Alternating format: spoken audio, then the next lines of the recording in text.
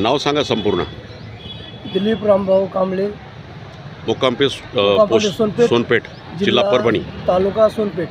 हे काय आहे समोर? हे सर स्वच्छ धान्याचं गोदाम आहे. हां ह्याच्यामध्ये मुत्री नसल्यामुळे अनेक लोक इथं लगी करतात. हां आणि ते घाण जे आळ्याचे आहे ना, आळ्या हे मध्ये जाऊन लोकांना गंद धान्य जाते लोकांना. अच्छा अच्छा. आणि हे सर ह्याच्यासाठी तुम्ही चांगला बंदोबस्त करावा. आणि ही पिण्याची टाकी पाण्याची पिण्याची तिथं लोक ही घाण बघा सर कसं सोनपेठ शहरामध्ये इकाच झाला मध्ये कुठला इकाच झाला नाही सर. एवढं घाण पाणी येते ह्याच्यामध्ये गटरमध्ये. तुम्ही आता फोटो घेतलेला आहे ह्याच्यात बघा. सच्चे खरी वास्तू ह्याच्यात कोणाची आपल्याला काही विरोध करायचा नाही. जे सत्य परिस्थिती सांगायलो. आणि ही जी शाळा भारतीय शाळा आहे ही भाजी मंडीची जागा आहे. भाजी मंडी आणि भाजी मंडी जर मध्ये झाली तर स्वच्छता आपल्याला स्वच्छ धान्य स्वच्छ भाजीपाला खायला भेटेल. स्वच्छता व्यापाऱ्याला सोय होईल.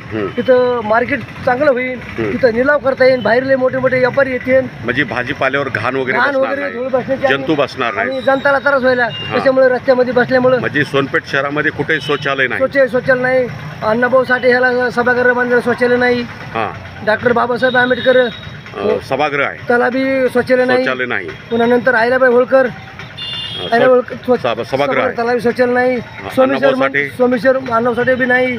सोमेश्वर मंदिरला म्हणजे शहरामध्ये कुठे बी शौचालय नाही. कुठे शहरामध्ये नाही. आता एखादा कार्यकर्ता आला मोठा आमदार कुणी मोठा आला तो याला जर एखादी बरं कार्यक्रम घेतला त्यामध्ये सभागृहामध्ये तर त्यावेळी लगीची जागा नसते सर. लघुशंकेची जागा नाही तर एखाद्याच्या घरी जाऊन आपल्याला लगी करावं लागतं. अशा प्रकारची शहरातली समस्या परिस्थिती आहे. आणि नंतर आहिल्याबाई होळकर झाल्यानंतर शादीखाना सोनकडचा शादीखाना नंतर ह्याचा सोनकडचा शादीखाना आहे. त्याच्यामध्ये शौचालय सोय नाही.